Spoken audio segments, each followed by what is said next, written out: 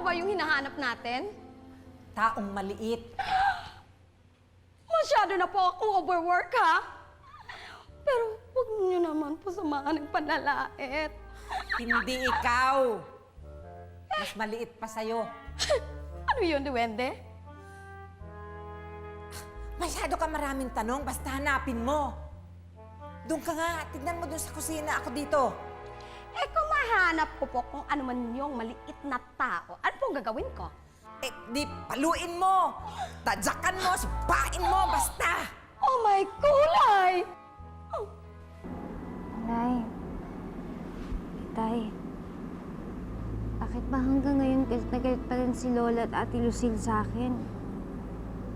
Gusto ko lang naman yung malapit tayo sa isa't isa. Pero parang ang hirap-hirap. Sana hindi na lang tayo nagkahiwalay.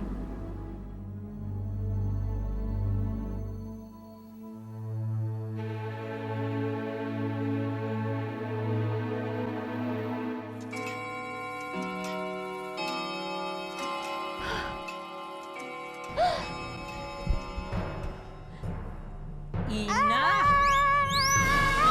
Yan! Ang galing mo talaga! O, tumakbo! Galing-galing ni Dormina! Sige! Tumakbo ka pa! Magtago ka! Di! Diyan! Doon sa... Ay! Ano ba naman? Ano nangyayari? Si Dorfina, hinahabol ng matandang babae niya, no? Nagtatago si Dorfina! Si Elvin, nakita na ba? Ano ka ba? Wala akong pakialam nung mas masaya to! Ako nga dyan! Umalis ka nga dyan! Ang bihira naman. Tik na ako dun, ha? Go, go, go, go, go, go, go, go! Go, Chloe! Go, Chloe! Go, Chloe! Go, Chloe! Go, Chloe! Go, Chloe! Kain na, kain na! Kain! Ay, nako! Oh, ano meron dito? Ba't gising pa kayong lahat, ha? Uy, may atraso ka pa sa amin ni Buddy, ha? Pinakalma pa namin si Fina kanina. Hindi, ganito kasi yun. Si Fina, may problema siya. Kaya kailangan ko siya makausap. Pero nga sandali ng cellphone, tatawagan ko lang. Ako, wala akong load. Eh, hindi pa ako pinadala ng mga babes ko kanina, eh. Ay, nako, saktong-sakto, kuya. Ako may load, punong-puno. Ayan. Pera. Gamitin mo muna, kuya. Hala, sip-sip. May masamang pakay.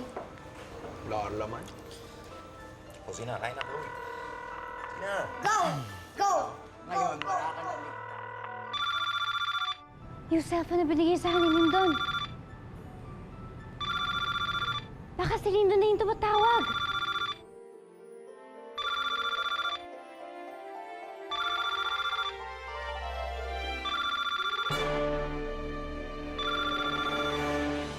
Panchang, diyan ka sa dining, maghanap ha, ako na dito.